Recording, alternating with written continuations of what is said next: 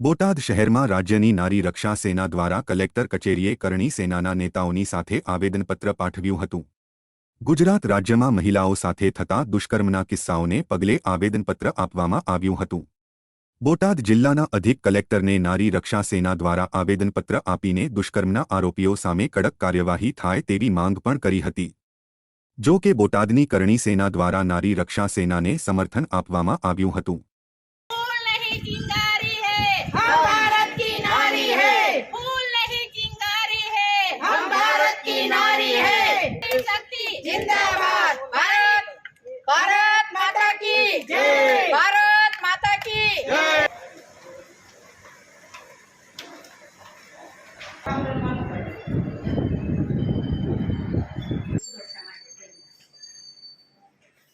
આખા ગુજરાતમાં એક સાથે આવેદનપત્ર દઈ દીધું છે। નારીની સુરક્ષા અને કડક કાયદો બને।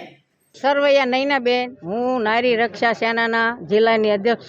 અમારે આવેદનપત્ર એટલા માટે ગુજરાતની અંદર આજે 11 કલાકે દરેક ગુજરાતની અંદર આવેદનપત્ર દેવા જઈ રહ્યા છીએ, ત્યારે અમારે નારીની રક્ષા કે જે દિન પ્રતિદિન બળાત્કારના કેસો વધી રહ્યા છે, તો એના માટે કડકમાં કડક કાયદો બને એવી અમારી માંગ છે। અને જે રેપ કરી અને મર્ડર કરે છે એને તો ફાંસીની સજા મળવી જ પડે, એ જ અમારી સરકાર પાસે રજૂઆત છે। રાજપૂત કરણી સેનાના ગુજરાત પ્રદેશ ઉપાધ્યક્ષ સામતભાઈ જેબલિયા, બોટાદ। હવે આવેદનપત્ર આપવાનું કારણ છે કે અત્યારે ભારતભરમાં અને ખાસ કરીને ગુજરાતમાં નારીઓ ઉપર અનેક પ્રકારના અત્યાચારો, રેપ જેવા થાય છે, એટલે આ બાબત માટે અમે અત્યારે કલેક્ટર સાહેબને આવેદનપત્ર આપી અને આ અમારી માંગ ભારત સરકાર અને ગુજરાત સરકાર સુધી પહોંચાડી કે આવા જે તોહમતદાર હોય, રેપમાં પકડાય કે નારી માથે અત્યાચાર થતો હોય એને કડકમાં કડક સજા થાય।